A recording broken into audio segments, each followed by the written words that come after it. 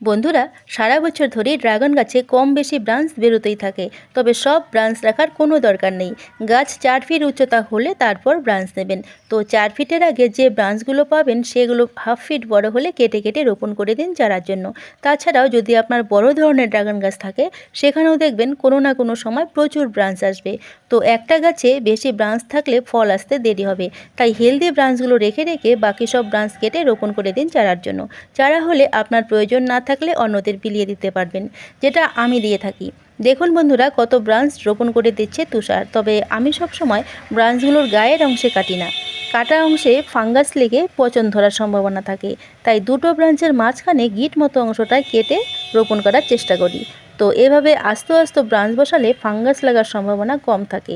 বালি নয়তো পাতা পচা সার বা পচনশীল আবর্জনা স্তূপে কিংবা এরকমভাবে মাটির সাথে কম্পোস্ট মিশিয়ে মিডিয়া তৈরি করতে পারবেন।